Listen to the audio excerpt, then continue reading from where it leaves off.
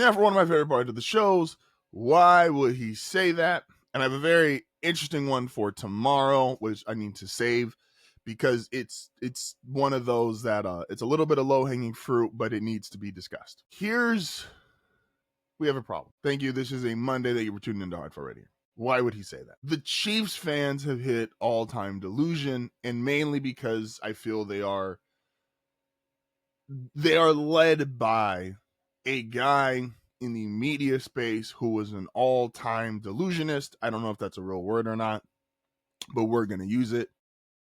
And that is Nick Wright. Multiple comments I could say from last week. Let's go with Justin Herbert has a 0% chance about playing Patrick Mahomes. Well, why is Patrick Mahomes going to be so great this year when statistically he struggled last year? Well, it's because he's got a brand new receiving core, a brand new offensive line. They've revamped everything, and it's going to be perfect. Okay. So the revamped offensive line, that is, by any other team standards, projects and risks and hoping. Because if I told you, now you can give an Andy Reid, Patrick Mahomes boost to an offensive line. That's 1,000% valid. The same way I could give an offensive line boost to the Baltimore Ravens, who let Ben Powers go a few years ago, who was a really good guard. He went to the Denver Broncos. But Lamar is so great that they have a great center, great left tackle, and another good guard. You can get worse theoretically in your offensive line slightly, and Lamar will pick you up. So a Reid Mahomes boost to your offensive line is absolutely valid. But the left tackle that you drafted is a risk project player because even though he was great at Ohio State pre his injury is real. There's a reason he didn't just fall to 31 because we all wanted, every other NFL team wanted to see the Chiefs get a great player at left tackle for Mahomes. He fell because there was injury concerns. And when you have false starts, one which was called for, holding, one that was called but declined, those are signs of a guy who still doesn't quite have his confidence of what he once was to who he is now post the injury. And Jawan Taylor, who's been there's a lot to say about Jawan Taylor, man. He jumps off sides a bunch. He gets called only every now and again. He did get called in the Friday night game. That's their reality offensive line. And they're worse now, are they great at center and right guard? 1,000%. But are they worse at left guard because Tooney's not there? 1,000%. Do they have a project left tackle rookie who's coming off an injury? 1,000%.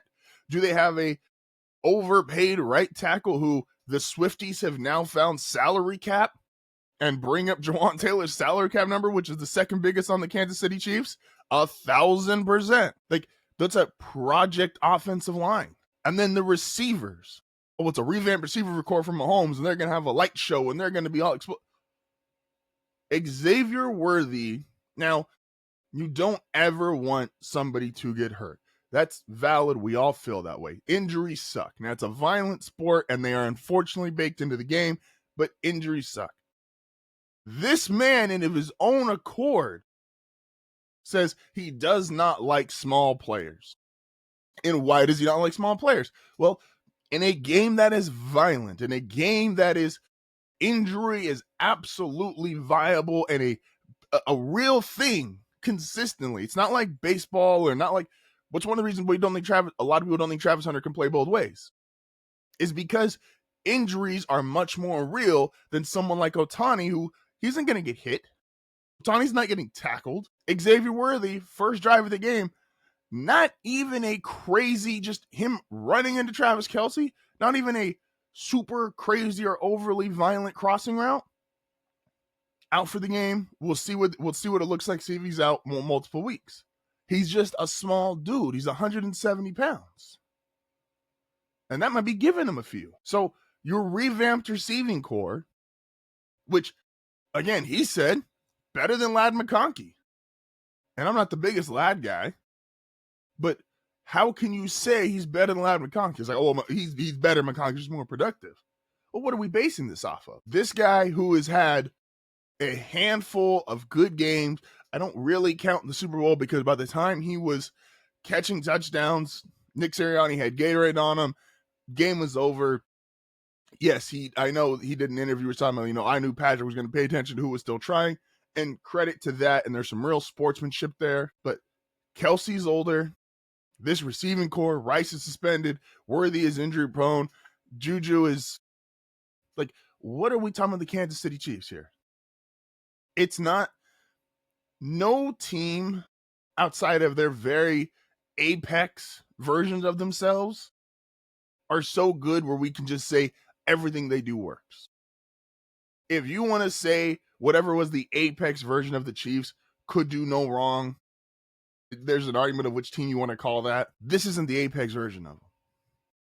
This is project offensive line. This is project receiver room.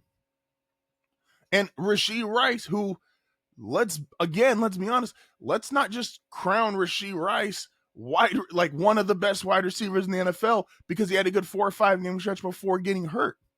Again, are you boosted because you have Mahomes and Reed? 1,000%. But Mahomes himself, with offensive lines that have been slightly better but not great, because you could make the argument just day one right now, this line is just objectively worse because no Joe Thuney. Yes, if Josh Simmons does pan out, fine, and you'd rather have a great left tackle than a great left guard. Receiving core, Hollywood Brown, who I've been told is, at some point, Hollywood Brown's going to be this 1,000-yard receiver.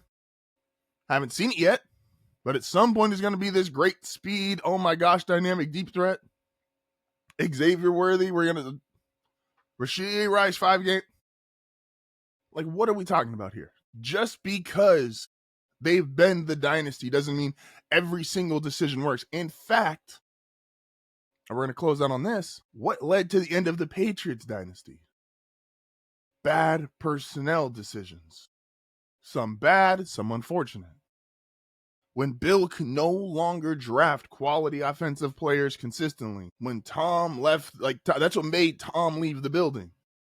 You couldn't get him receivers. You couldn't get him tight end. Like, it was Gronk and a prayer for 5 to 6 years. When you no longer had, again, I said this last week, coach, quarterback, general manager, all three have to be on lockstep for you to be really good to great to dominant to dynastic. And Brett Veach, that 2021-22 class, where they had the great defense, like when they got McDuffie, Karlaftis, and I'm blanking on one more name.